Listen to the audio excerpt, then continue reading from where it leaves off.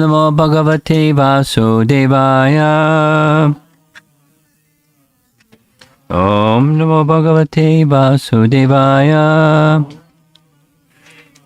Om Namo Bhagavate Vasudevaya.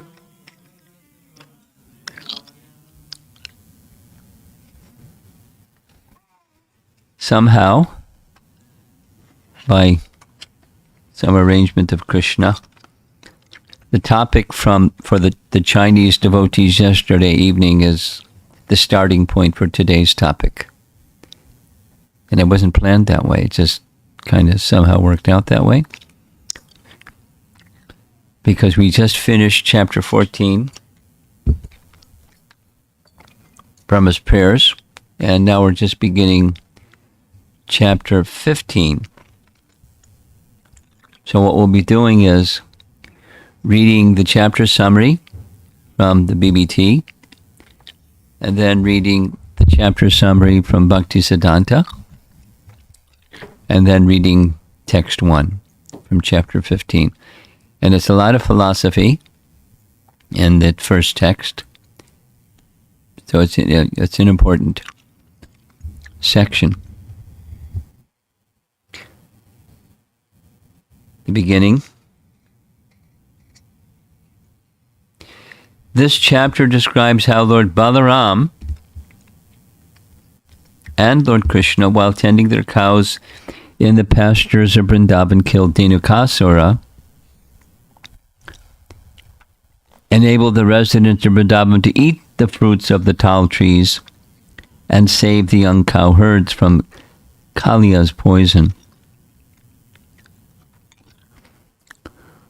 Revealing their boyhood or Poganda phase of pastime,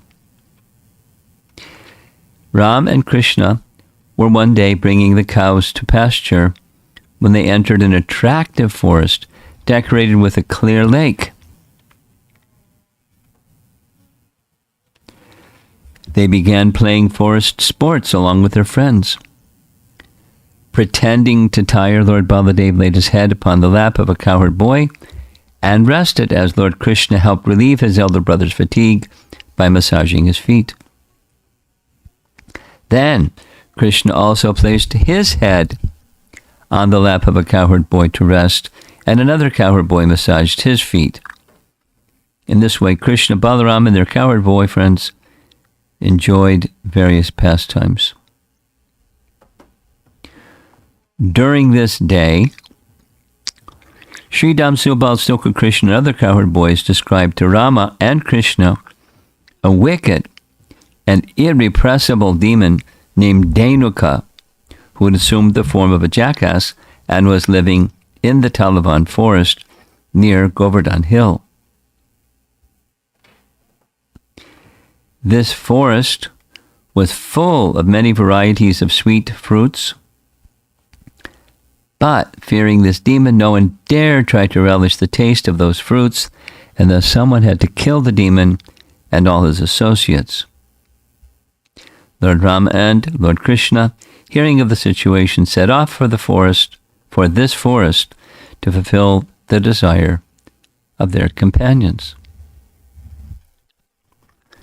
Arriving at Talavan, Lord Balaram shook many fruits out of the palm trees, and as soon as he did, the jackass demon Dhenuka ran swiftly to attack him, but Balaram grabbed his hind legs with one hand, twirled him around, and threw him into the top of a tree, thus slaying him. All of Dhenukasura's friends, overcome by fury, then rushed to attack, but Rama and Krishna took hold of them one by one, swung them around, and killed them, until the disturbance was finally finished. When Krishna and Balaram returned to the cowherd community, Yashoda and Rohini placed them on their respective laps, 6-year-old boys. They kissed their faces, fed them with finely prepared food, and then put them to bed. Some days later, Lord Krishna went with his friends, but without his older brother, to the banks of the Kalindi, in order to tend the cows. The cows and cowherd boys became very thirsty and drank some water from the Kalindi, but it had been contaminated with poison, and they all fell unconscious on the riverbank. Krishna then brought them back to life by the merciful rain of his glance, and all of them, regaining their consciousness, appreciated his great mercy. So I got mixed up. The next is the Garga Samhita rendering that you heard last night. And the Garga Samhita rendering means, so just a little background. It's a book describing Krishna's pastimes in Vrindavan. And the book is narrated by Garga Muni, the great Brahmin from Mathura. And he's narrating a discussion between Narada Muni and King Bahulashva, the king of Mithila. King of Mithila is asking about Krishna's pastimes. Narada is explaining. And there's lots of details. And the storyline is very similar, but you'll see, there's some differences. It's liberation of Dhenukasura. One day, as he, Krishna, was herding the beautiful cows with Balaram and all the gopas, Krishna went to newly blossoming Talavan forest. Out of fear of an ass, Dhenuka, the gopas did not enter that forest. Even Krishna did not enter. Only Balaram entered. Tying the blue sash at his waist, very powerful Balaram entered that forest to get its ripe fruit. Roaring fearlessly, Balaram, who was Lord Ananta himself, and whose strength had no limit, with both arms shook the tall trees and made many fruits fall. When he heard the sound of the falling fruits, the ass demon Dhenuka, who was very powerful, who was a friend of Kamsa, and who had been taking a midday nap, became filled with anger. Coming before the Lord to fight, with his hind hooves, Dhenuka suddenly kicked Balaram's chest and neighed, made a donkey sound. Balaram chased Dhenuka, quickly caught his hind legs, and with one hand playfully threw him into a tall tree. When that tree fell, it made many other tall trees nearby also fall. Oh, King of Kings! All of this was very surprising. The person being addressed again is King Bahulashva. Then that king of demons again stood up and angrily grabbed Balaram. Then Balaram suddenly grabbed Dhenuka, whirled him around, and, as one elephant throws another elephant, threw him for 8 miles. That's a translation for 1 yojana. 8 miles. 8 miles. Throw anything for 8 miles.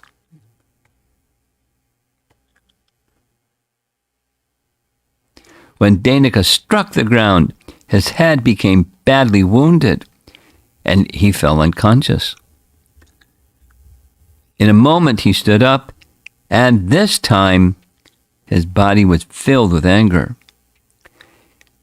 When Dhenuka manifested a terrifying form with 4 horns, with his sharp and terrifying horns, he made the gopas flee. When the boys fled, Dhenuka chased them. Angry, Sridham hit Dhenuka with a stick, and Subal hit him with his fist. Stoka Krishna whipped the powerful demon with a rope. Arjun and Angshu threw him far away. Vishala and Rishabha kicked the demon Tejasvi tried to strangle him. Devaprastha slapped him. Varutapa hit the great demon with a ball.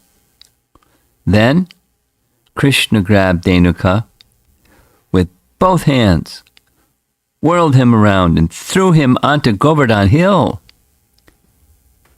By the force of this, the demon was unconscious for an hour. That's 3 times he's been thrown. Shaking off this form, the demon again manifested his original form. With his horns, the demon grabbed Krishna and carried him into the sky. Wow. Quite different version. 800,000 miles in the sky. They fought. Krishna, the original Supreme Personality of Godhead, grabbed Dhenuka and threw him down to the earth. Good thing. That's pretty high in the sky.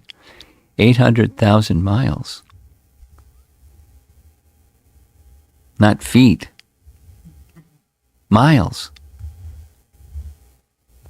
30,000 feet. 35,000 feet.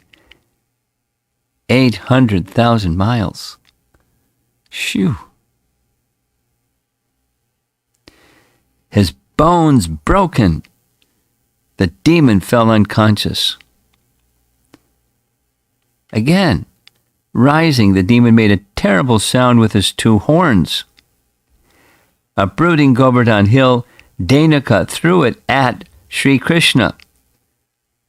Catching the hill, Krishna threw it at Dhenuka's head. The demon caught the hill and threw it again at Sri Krishna. Krishna caught Govardhan Hill and threw it back to its former place. Breaking the ground with his horns, the demon charged Balaram, kicked him with his hind hooves, and roared. With that roar, the universe echoed and the earth shook.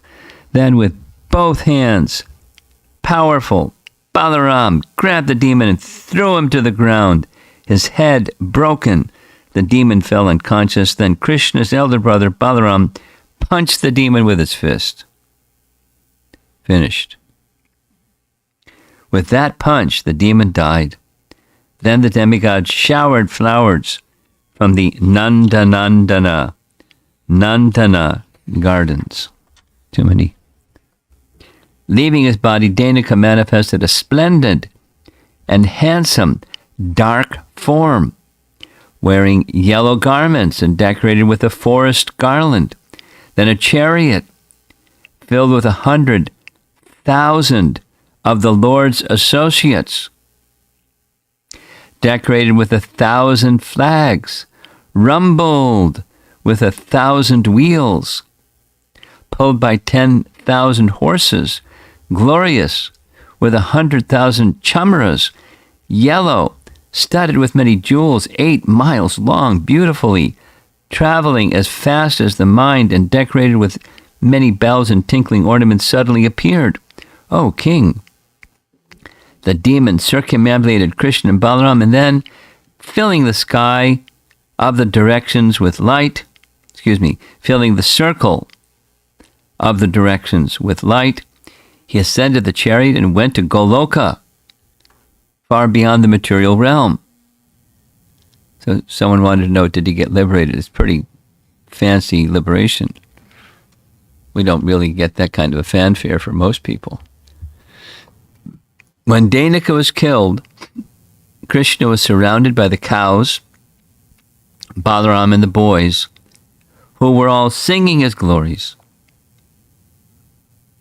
The king said, "O sage, why did he attain liberation? Who was Dhenukasura in his previous birth? Why did he get the body of an ass?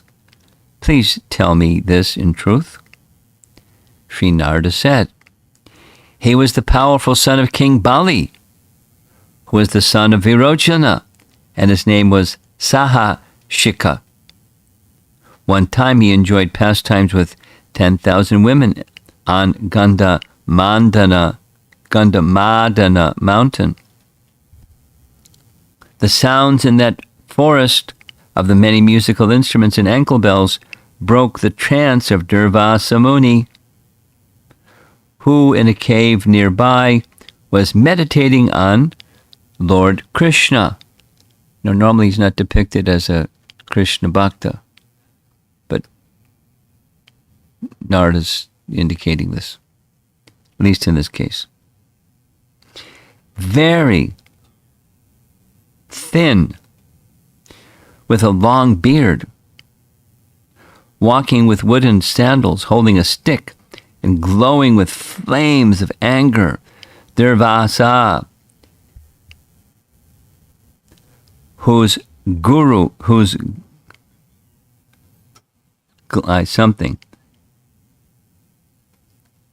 curse, that's what it's supposed to be, whose curse makes the universe tremble, left his cave and spoke to Saha Shika. Fool, ass-like person, rise, become an ass, O demon, after 400,000 years. In the transcendental circle of Mathura, in the sacred forest of Talavan, you will attain liberation by Lord Balaram's hand. Sri Narada said, last verse, because he had given Prahlad Maharaj the benediction, your descendants will not be killed by me. Krishna reigned at Dhenuka was killed by Lord Balaram's hand. And that's the Dhenukasura story. It doesn't give the beginning of the Kaliya story. That's separate. So now, that was the summary. Now we're going to read text 1. And there's a lot of pages for text 1. I hope you're ready to hear. Shukadeva Goswami said, when Lord Rama and Lord Krishna attained the age of Pauganda, which is 6 to 10, while living in Vrindavan, the cowherd men allowed them to take up the task of tending the cows. Engaging thus in the company of their friends, the two boys rendered the land of Vrindavan most auspicious by imprinting upon it the marks of their lotus feet. And here's the BBT purport. Lord Krishna wanted to encourage his cowherd boyfriends who had been swallowed by the Aghasura and then stolen by Lord Brahma. Therefore, he decided to bring them into the palm tree forest called Talavan, where there are many delicious ripe fruits. Since Lord Krishna's spiritual body had apparently grown slightly in age and strength, the senior men of Vrindavan, headed by Nanda Maharaj, decided to promote Krishna from the task of herding calves to the status of a regular cowherd boy.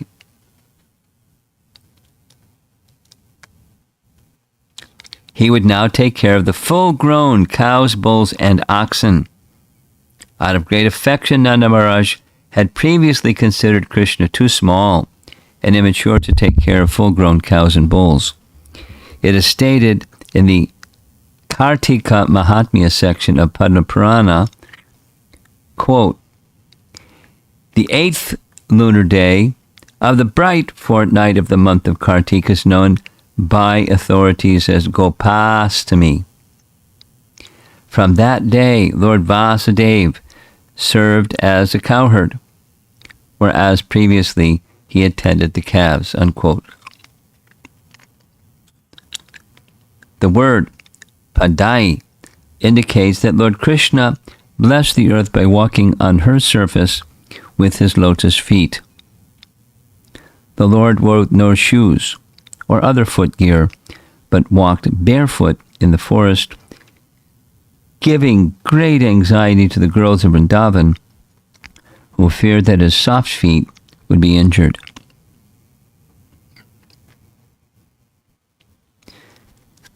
Vishwanath Chakravarti Thakur, in his commentary, writes, the 15th chapter describes the herding the cows, Krishna's praise of Balaram, Krishna's playing with his friends, the killing of Dhenukasura, and protecting the cows from the poison of Kaliya. Paragraph. After playing until the end of the 5th year, Krishna and Balaram were permitted to herd the grown cows.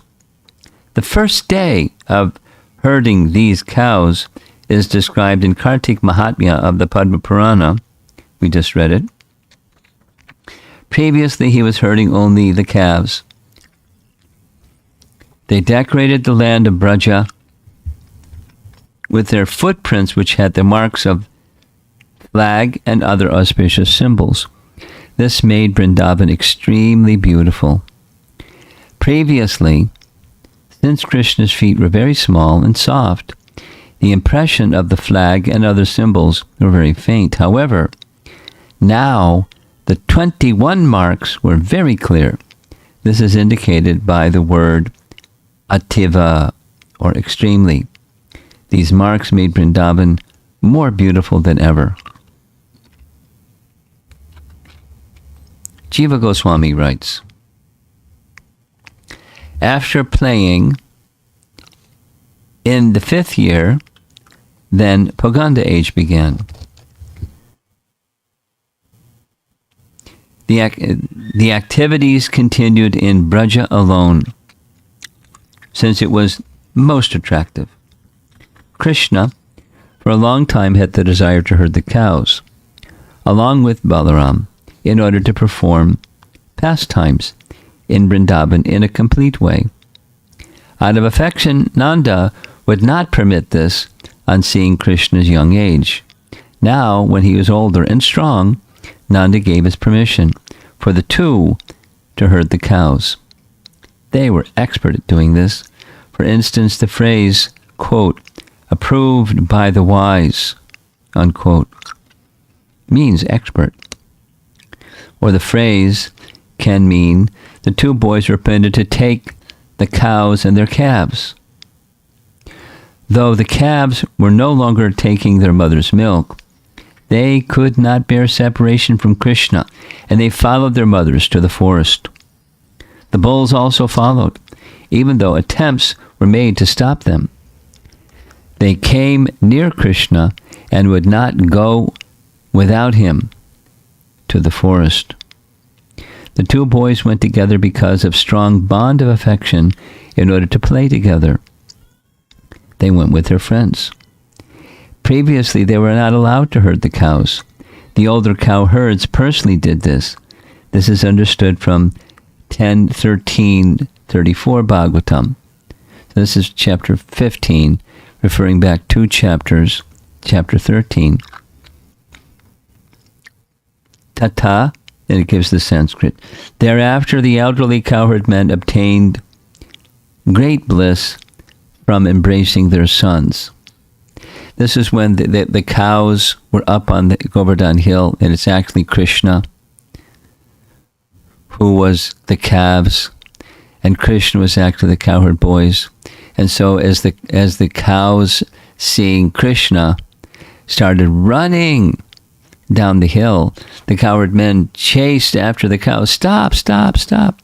But when they got to the bottom of the hill, they forgot everything, because they saw Krishna, their son, and just embraced him. So the men were herding the cows, and the boys were herding the calves. That was the point. Previously, Nanda himself herded the cows, since his son was too young, and it was not his occupation. Wanting his association, the elder cowherds joined him. Nanda went, and the cowherds joined the Nanda. They took care of the cows. Now when Krishna began herding the cows, boys of similar age who were suitable went with him. This happened the 8th Tithi of the waxing moon on Kartik, and it gives the quote from Padma Purana. again. In serving the cows, the boys did not wear shoes, as was the custom of the cowherds. Therefore, his footprints appeared on the earth, which produced piety or beauty in Vrindavan. By moving everywhere more than before, the land became beautiful. Ativa, more than before. And Sanatana Goswami's commentary is the final one for this evening's class. Very detailed. Tataha is an ornament of speech, meaning like thereafter. Or it indicates there was no delay in performing other pastimes after herding the calves. The two boys were served by the age beginning with 6 years, Poganda, suitable for revealing more rasa than the previous age. The pastimes of Poganda age took place in Vraja and nowhere else. Mention of the word Vraja indicates the great auspiciousness and sweetness of that place. That should be understood when the word Vraja is mentioned later in the text as well. Paragraph. For a long time, Krishna and Balaram had desired to herd the cows as well as the calves in order to play in the forest of Vrindavan. Now herding cows was approved. Pashu Palana Samatau. Seeing the young age of their children, Nanda and others had not permitted it out of their affection for the children. Now they permitted it when the boys showed more strength and were older. They were permitted by all the cowherds, or they were permitted by all the cows and the cowherds. Thus they herded the cows. Paragraph. The calves went with their mothers, since they could not give up association with Krishna, and were also attached to their mothers, though no longer drinking their milk. The bulls also followed after Krishna. They tried to approach Krishna, even though restrained by others, because bulls are big. They have big horns, and so there's this thing of wanting to protect Krishna from anything. But they couldn't stop the bulls. In the childhood pastime, in the early age, there's a whole section where it describes Krishna and Balaram were like really curious. Wherever they saw anything, they would want to touch that something. They would want to touch fire. They'd want to touch a snake. They wanted to touch the animal's horns. They wanted to touch the fangs of animals. And, the mothers were being very protective. So they had to constantly watch him. Those of you that have small children, because he was very playful and very curious. And that was just part of the rasa of parental affection for Krishna in that particular age. It was one of the focus points of that age. Now he's older, and think in your mind about bulls, how big they are. Sometimes they're really big horns. So they tried to check the bulls, they couldn't check them. They wanted to be with Krishna.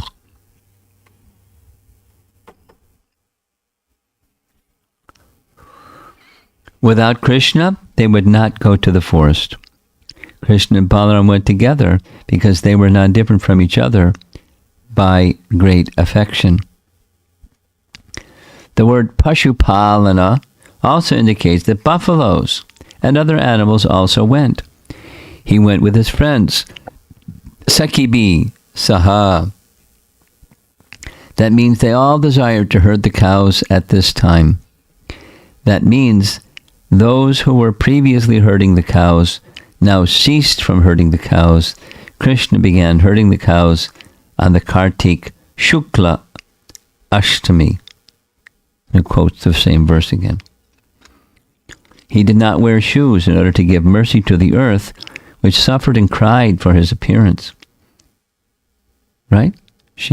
Mother Earth was appealing to Krishna to appear, so he's reciprocating. He's just doing things that reciprocate loving exchanges with his devotees, including Mother Earth. So he walked barefoot. He also did not wear shoes in order to reveal beauty, punyam, by the extraordinary marks of thunderbolt, ankusha, etc. Though Vrindavan was naturally beautiful, it now became even more beautiful because of those marks, ativa, appearing everywhere. It became more beautiful than Vaikuntha.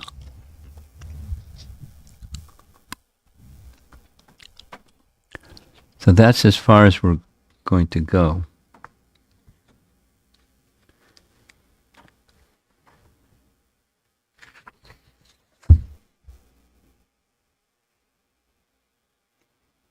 Maybe I'll read one more section. Should I read one more section? This is continuing from Gopal Champu after the narration about Dhenuka. This is the herding the cows. Okay, so it's the next day the talks continued. So this is Gargamuni narrating the conversation between the two, Narada and the king. Now wait a minute. This is not Garga Samhita, this is Gopal Champu. Gopal Champu. What's Gopal Champu? Gopal Champu is during the 2 months after Krishna had killed Dantavakra. I think I better save this for tomorrow because of the number of pages. I'll just mention. Gopal Champu is Jiva Goswami's writing. And the Champu means is a particular style of writing, which means sometimes it's this, and sometimes it's that, and sometimes it's something else. I mean, among the books that Jiva Goswami wrote, he wrote a book explaining how to compose a champu. Because there's a certain, literary requirement or a standard or something like that. And so after Krishna had killed Dantavakra, that was the last of the demons, because Krishna made his pledge to Vishnu made his pledge he would destroy the demons. So after destroying Dantavakra, Shishupal, then Dantavakra, his assignment or his pledge had been fulfilled. And so he put on, that was out, according to Jiva Goswami, it was outside the gate of Mathura. Jiva Goswami writes, even today there's a village named such and such where it bears the name of Dantavakra, where Krishna killed Dantavakra, outside the gate of Mathura.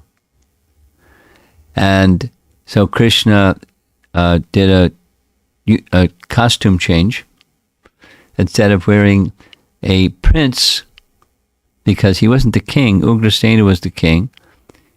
He was in the Yadu dynasty, he was a royal member, so he had royal garments, but he changed from his royal garments into his cowherd boy garments.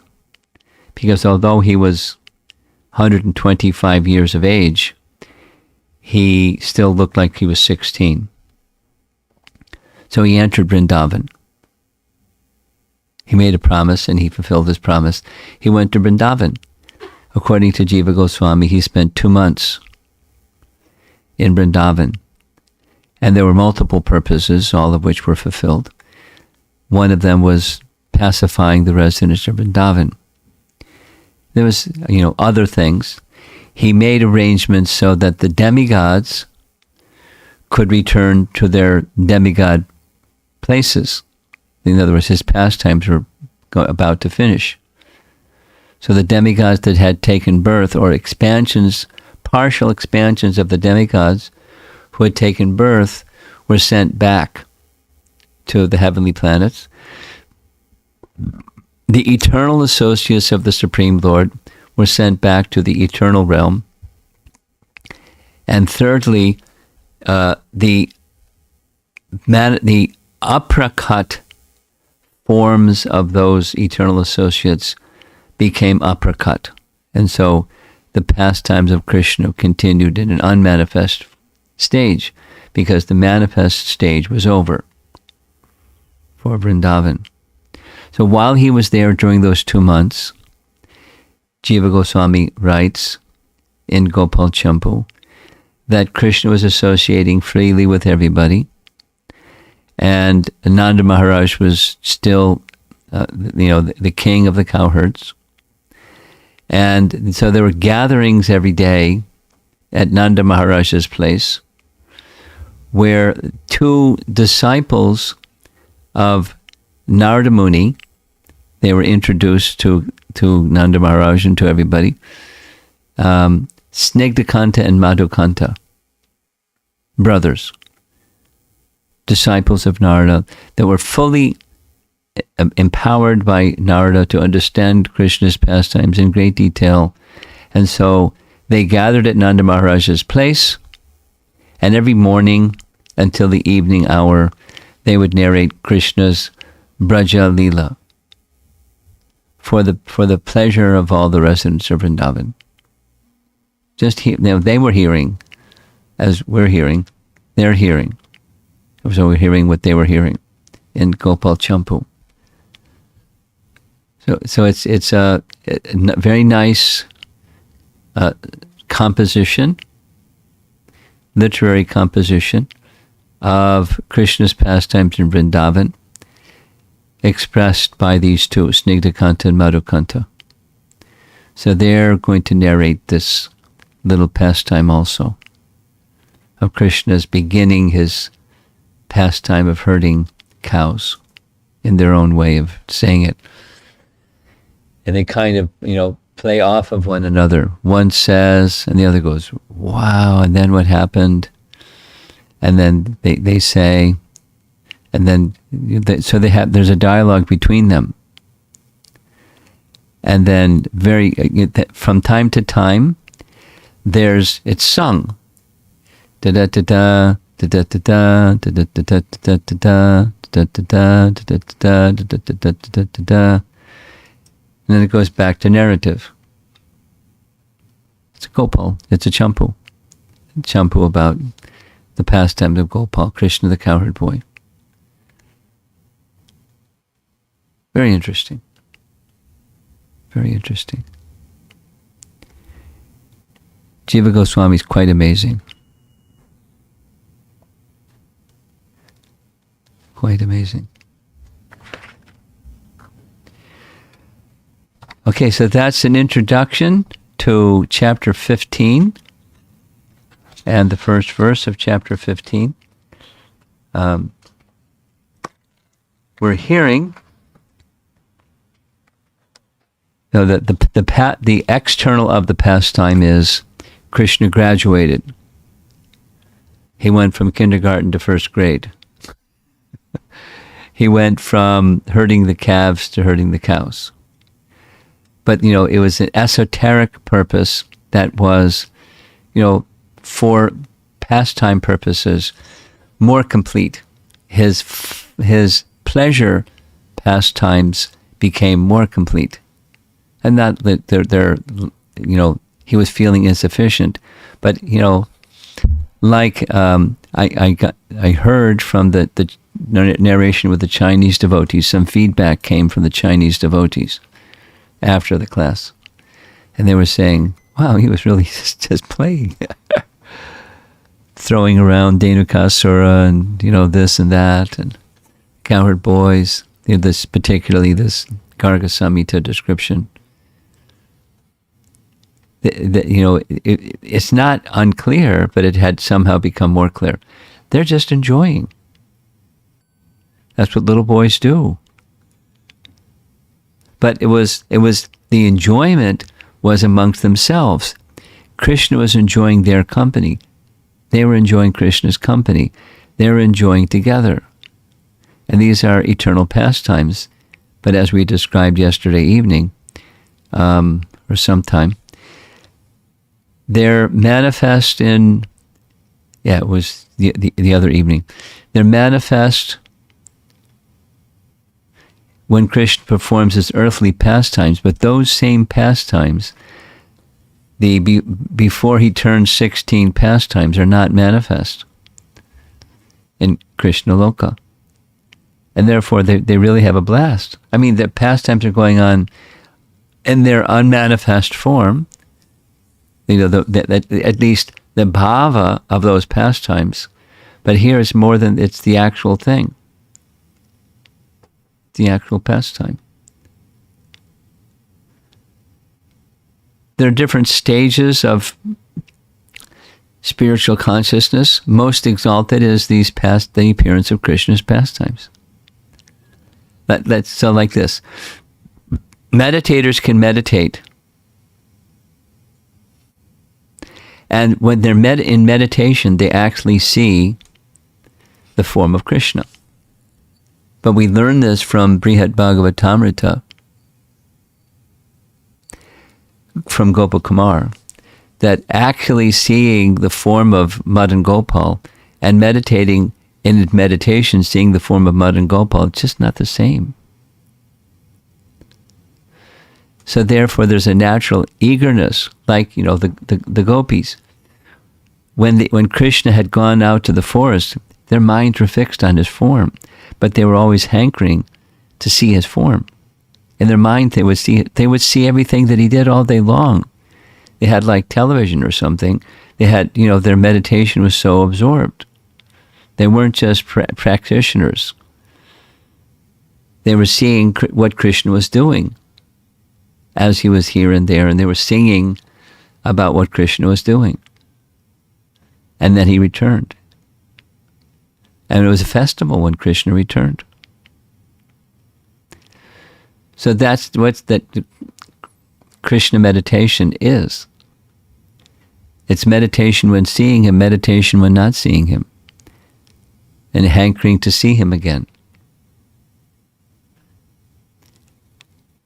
And that it's one of the very profound or most profound features of the teachings of Lord Chaitanya and the Lord Chaitanya's associates, Rupa Goswami and all the others. The anticipation of seeing Krishna is super excellent.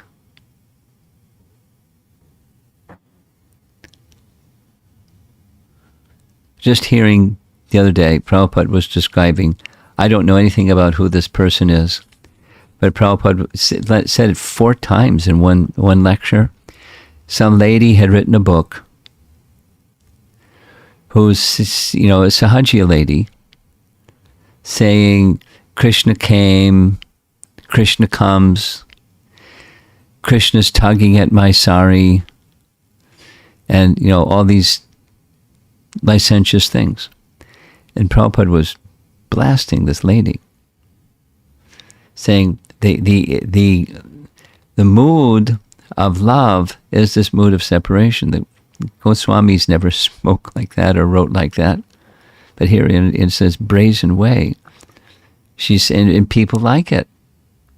They think, oh, she's some kind of special lady. Krishna does these things. But that's not the mood of Chaitanya Mahaprabhu. It's just like Prabhupada just rejected it altogether. It's not the mood of love. One doesn't go writing books about like that. Whatever they were experiencing in their spiritual form, the mood that was expressed always, consistently, was Hey Radhe Rajadevi Ke Chalalite Hey Nandasuna Sutta. Where are you now? Are you the side of Govardhan Hill by the river Jamuna? Where are you? Searching for Krishna, hankering for the sight of Krishna.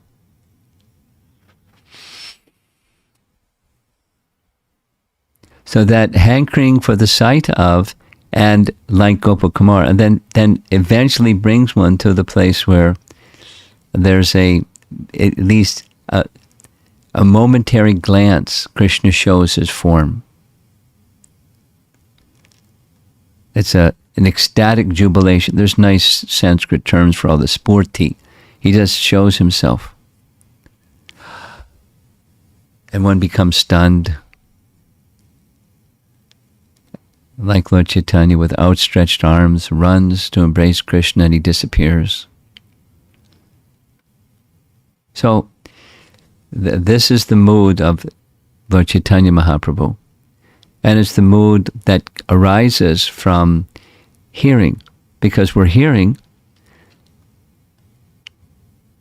for a very long time, so many years, Krishna was gone from Vrindavan, and now the residents of Vrindavan are together hearing about the pastimes of Krishna when he's right there. He's right there. He's hearing with them. It's similar, it's not the same, but it's similar in Ramayana, when Love and Kush are narrating Ramayana, and Ram's in the audience hearing Ramayana, enjoying it. One particular Ramayana says he was on his throne as Love and Kush were narrating. He was enjoying it so much he got off his throne and sat down with the audience, and they didn't even notice it because they were so much enthralled with the narration. He was enjoying as an observer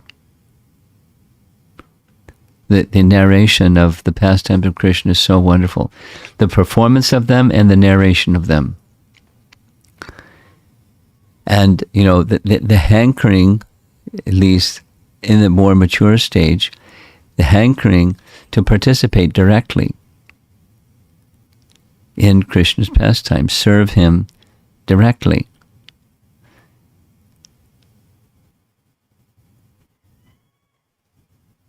It's not ordinary. But the opportunity for doing that by the sadhana practice is made through the chanting, through the hearing, through the worshipping, like deity worship.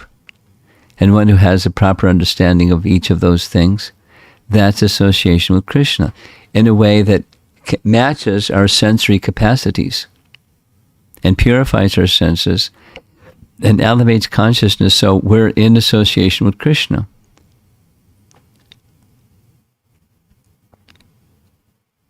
This sadhana bhakti process, we're dull, but the process is very powerful. Those potencies are there. Okay, so let's see if there's some discussion on whatever you'd like to discuss. Srimad Bhagavatam.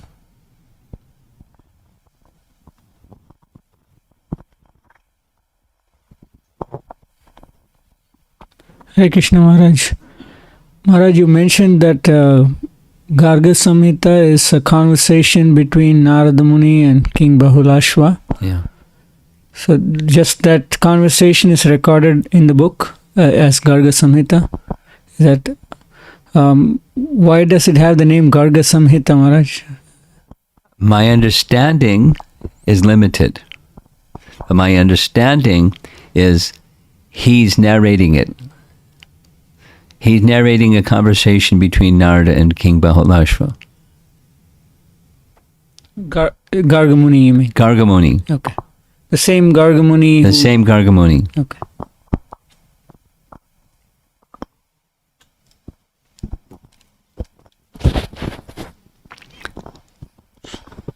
So Maharaj, you mentioned in read in Garga Samhita said that Dhenuka went to Goloka. So he don't have a devotion So liberation I understand, but couldn't understand why, how come he went to Goloka? What was his qualification? Or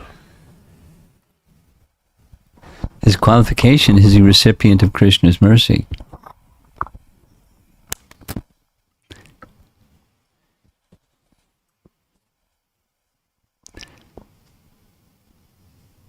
Krishna can bestow perfection on anybody. So what was the cause of Krishna bestowing that special mercy on Dhenuka? There's no need for a cause. He was the descendant of Prahlad Maharaj.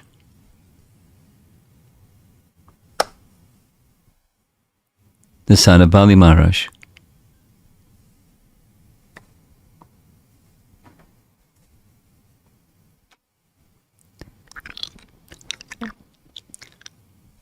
Now, anyone that's there's lengthy description. Well, and one of the places found in Canto 2, Chapter 7, there's a series of verses. Canto 2, Chapter 7 is a list of incarnations, like Canto 1, Chapter 3, a list of incarnations. In Chapter 7 of Canto 2, the list expands when he's speaking about Krishna, Sukadev, speaking about Krishna. And one verse, he lists a whole long list of different demons killed by Krishna who achieved liberation. And specifically, others did not. Those who are killed by other forms of the Lord are not achieving liberation. Something else happens. Various things happen. But they achieve liberation because they're killed in the presence of Krishna. Krishna gave his mercy and they're liberated. Now there can be different kinds of liberation. And there are different kinds of liberation. And Dhenuka got the liberation that he got. We don't know exactly why, but being the great-grandson of Prahlad. So like we hear, when one engages in devotional service, how many generations before and after become liberated? Just by that. So how powerful was the devotional service of Prahlad?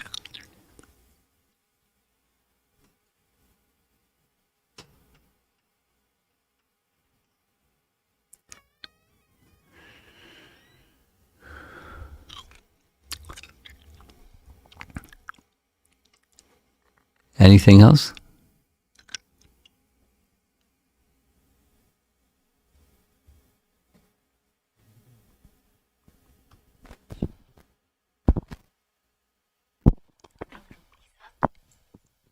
You're the host. You go.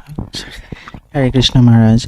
So Maharaj, you mentioned that in the Gopal Champu it's described that Krishna returned to Vrindavan later, just before. No, it's described about Gopal Champu.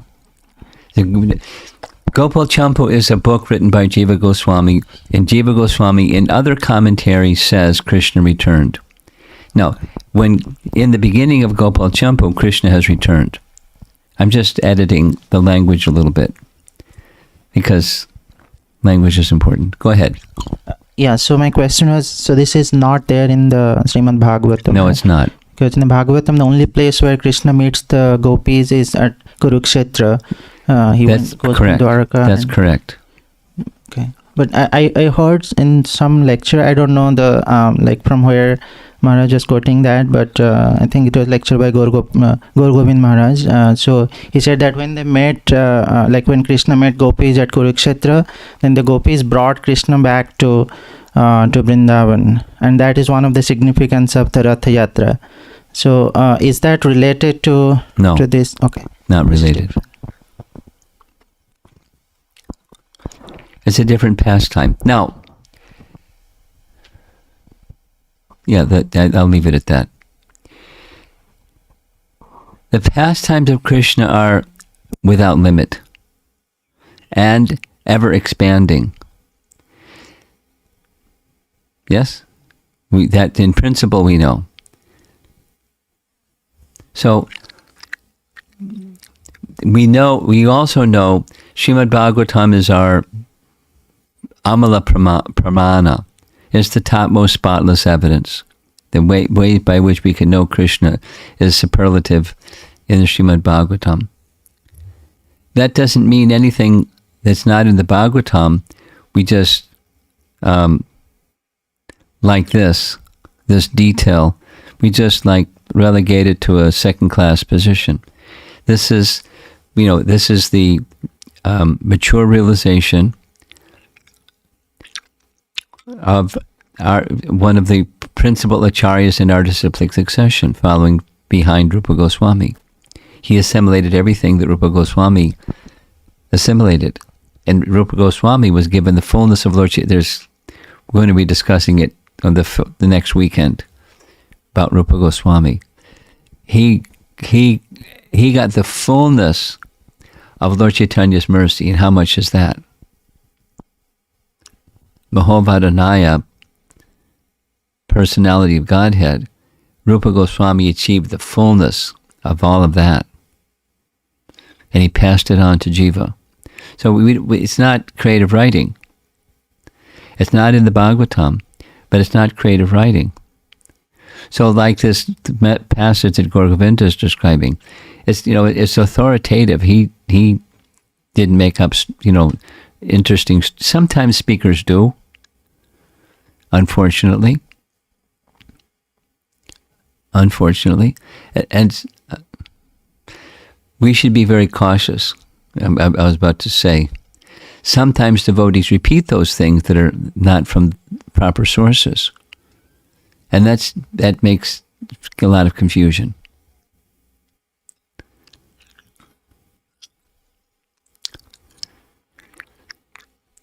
I'll give an example. I'll give a few examples. I'm just going over to the side in response to your question, but it's just refining why do we accept something, and why do we not accept another something as being authoritative about, especially when we haven't seen it directly in the pages of Srimad Bhagavatam. What's the criterion for evaluating these things?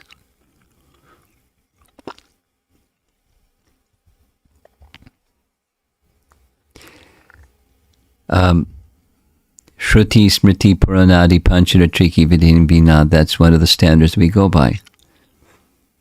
Yes, you're familiar with that verse?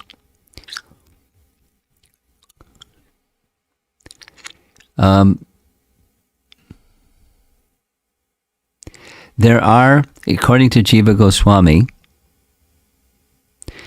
there's not only just the three sources of verifying things, that is direct perception, logic and reason, and Shabda, and best amongst them is Shabda. There's 7 other ones that are means of knowing things. And one of those means of knowing things is where something is just commonly accepted. Commonly accepted. In Vrindavan, there are some circumstances like that are just commonly accepted. I'll give 2 examples. There's many. One of them is in the place where Nanda Maharaj would worship, there are figures carved in stone. I'm trying to remember the name of those figures. How Balau. You've heard of that? No? How Balau. It's a common story that everyone in Vrindavan accepts. So it's a common thing that devotees will narrate. And there's the place where, so there's a pastime that goes like this, the How Balau pastime.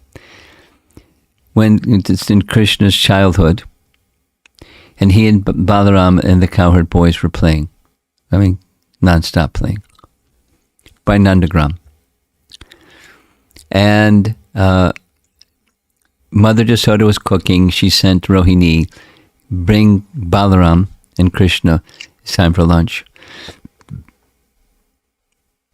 Rohini was coming. Krishna saw it, said, told his cowherd boys, friends, don't go. We're having too much fun. So she tried to persuade them, and they wouldn't come. Because Krishna, they were having too much fun. So Rohini went back and told Mother Yashoda, they won't come for lunch. I think you have to go. So Mother Yashoda went. And, she said a whole number of things. She tried this, she tried that, she tried the other thing. Nothing worked. Krishna was having too much fun. No, it's a competition of rasa. And he was too much absorbed in his friendship rasa. So she said, if you don't come, the How Balau will come and eat you. And Krishna said, what's How Balau? And she described big, ugly, big fangs, big claws. There's the How Balau. Let's go. And she started running. And Krishna said, what's a How Balau? And so, but it worked. He ran. Then something is a little bit different in different narrations of this. But next time, Mother they were busy playing. Krishna started running and crying. How Balau came. You should have seen Mother Jasoda. They were really big. And she tried to pacify him, saying, I just told the story. But Krishna didn't want Mother Jasoda's word to be untrue. He manifested How Balau's. He took her there and she saw it. She started running. And so to this day, there's carved in stone How Balau's by the side of Nandagram. And it's not a pastime that's in the Bhagavatam. So it's not in the, scripture, but people just accept it. So that's a certain kind of means of knowing something. It's kind of the, pramana. Atihiya is called. There's another one, another example. It's not in the Bhagavatam.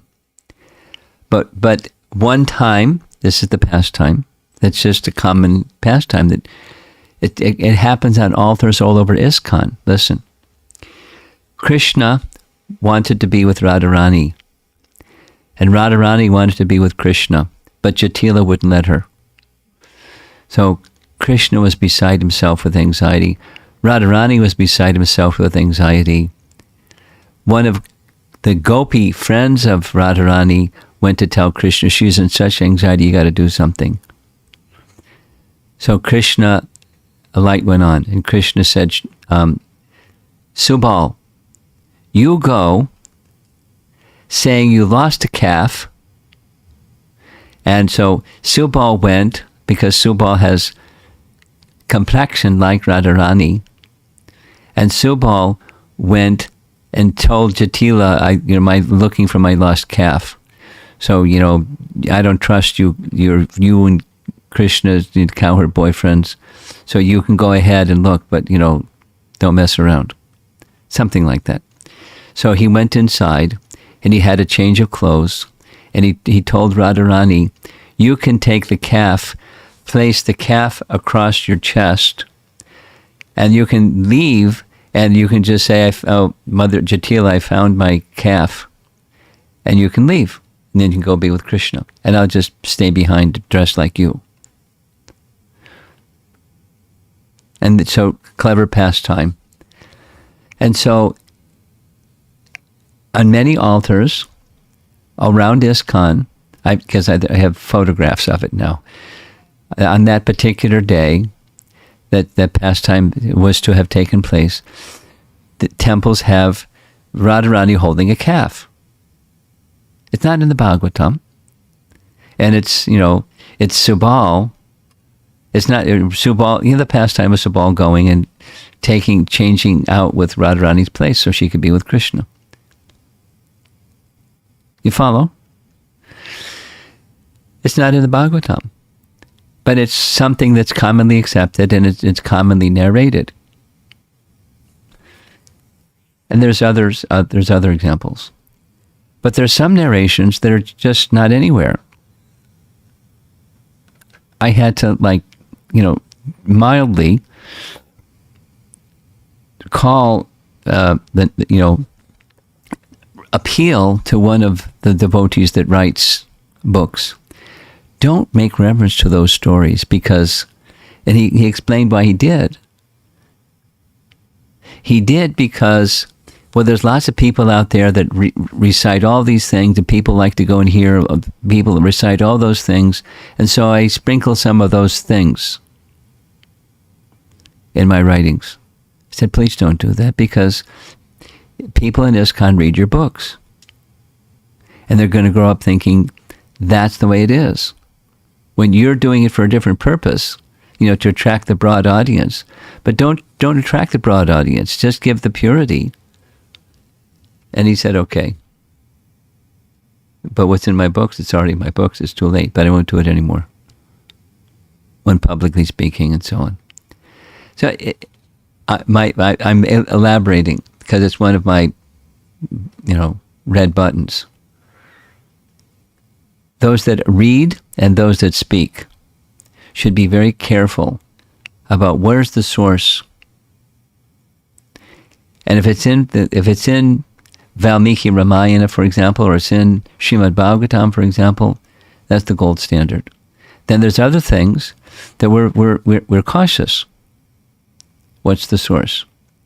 So this reference that Gaur Govinda Maharaj made, fine. But it's not in the Bhagavatam. But they want it. It's in writings of our acharyas for sure. That was the mood. The whole of Ratha Yatra. The whole of Ratha Yatra is that mood. And is Krishna going to deny the mood of the residents of Vrindavan? Now, how and when and all those details, that's another thing. So now back to Gopal Champu. It's not in the Bhagavatam. But it's not, the Bhagavatam doesn't say it didn't happen. It's just not in the Bhagavatam. It has a certain limited number of verses. And our acharyas have the capacity to experience Krishna's pastimes directly. There's a lot of the writings of the Goswamis like that. And it's described how it happened. How did they find the places of Krishna's pastimes? That was an assignment. Rupa and Sanatan specifically. How did they do it? They didn't go on a creative writing spree. They had a capacity that Jiva Goswami describes. They became so absorbed in chanting of their mantras and the pastimes of Krishna per the Bhagavatam, the pastimes are revealed to them in their hearts. It's described by Bhaktisiddhanta right in Brahma Samhita, which is a English rendering of Jiva Goswami's commentary in Brahma Samhita in Sanskrit. Jiva Goswami writes, even at my time, there are persons that have this capacity, meaning the 6 Goswamis. They could experience things that weren't in the Bhagavatam, and they wrote them. So one has to be discriminating about what one hears. There's so many. The pastimes, the tax pastimes. You familiar with the tax pastimes? They're not in the Bhagavatam. The details. So they're not creative writing. They're realizing. And Krishna would perform those pastimes again and again. And so there's different descriptions by Raghunath Das Goswami. He's not going to, write an Alice in Wonderland story. But it's very detailed, very charming. It's not in the Bhagavatam. etc. The pearl pastime. You know that pastime? The pearl pastime. Krishna growing a pearl tree in his pearl garden. You know that pastime? You don't know that pastime. We'll narrate that pastime sometime. The plan is, because of the pandemic, the going to Vrindavan for a Vrindavan Yatra isn't going to happen. It's going to be a virtual one. And one of the things that I'm planning to do, is go to Radhakund virtually. And we'll narrate the Pearl pastime. So tune in for the Kartik virtual Yatra to Vrindavan. Here's another one. It happened near Radhakund. You know the story of the jackal? It's not in the Bhagavatam, but it's commonly known as Atihiya. Everyone knows it. And it's not in the Bhagavatam. But at the compassion of Radharani for the jackal is, so charming. We'll narrate it. We'll see some pictures.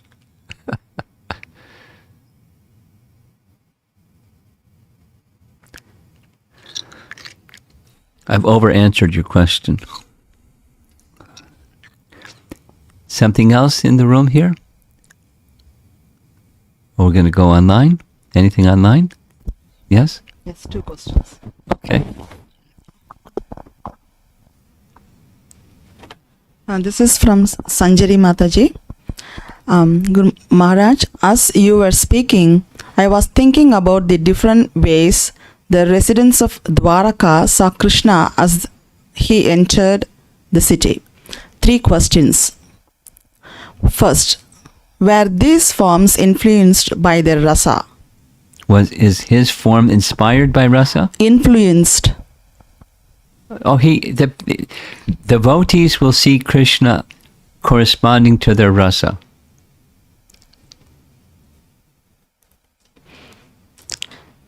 Second. It's not like, a material object where we see the material object. I mean, there's some bottles of water on the table across the room here. So one may see different, features, but it's still just a plastic bottles of water on the table with a certain color, tablecloth, etc. But so different persons are going to see it and describe it and experience it differently.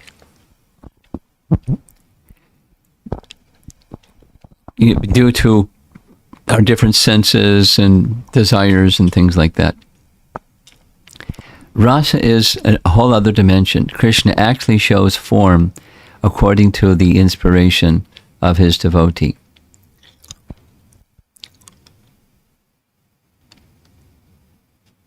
Sometimes a 4-armed, sometimes a 2-armed, sometimes a 6-armed, sometimes,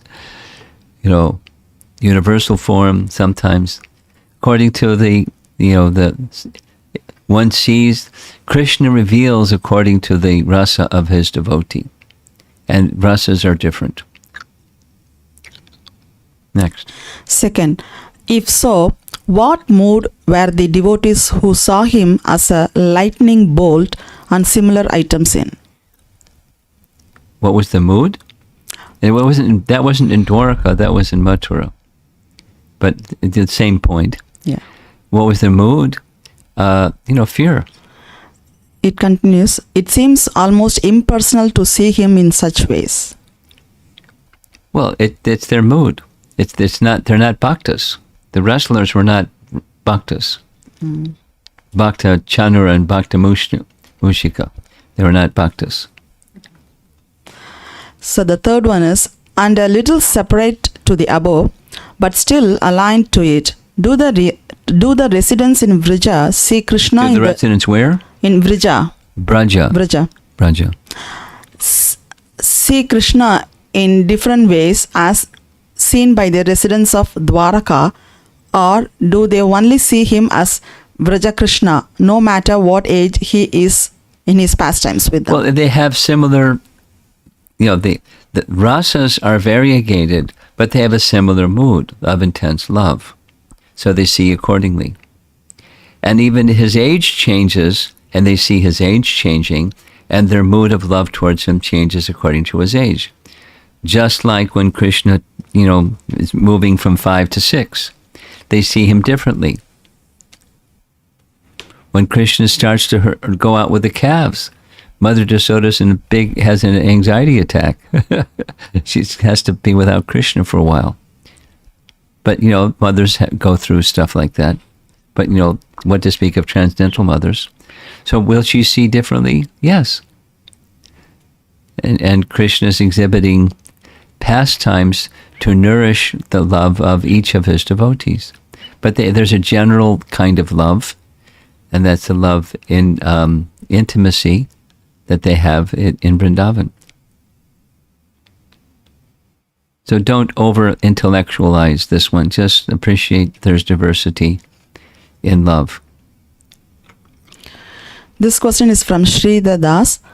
Guru Maharaj, sometime back, one of our head pujaris regarding the deity worship made a statement which is, we should make our offerings in loving and with feelings, but not in a sahajiya way. I'm listening. May I kindly know how to differentiate if a person is offering in sahajiya way or with feeling, because from external point both may look like they are doing service with some feeling. Yeah. By external you can't tell. Although I have an idea to differentiate between devotee and sahajiya, I find the definition of sahajiya difficult to explain to others. Please kindly help me to understand this. Very simply, it's just artificial. Here's a litmus test. Exhibition of spiritual emotion that's very high, and patterns of behavior that are not consistent.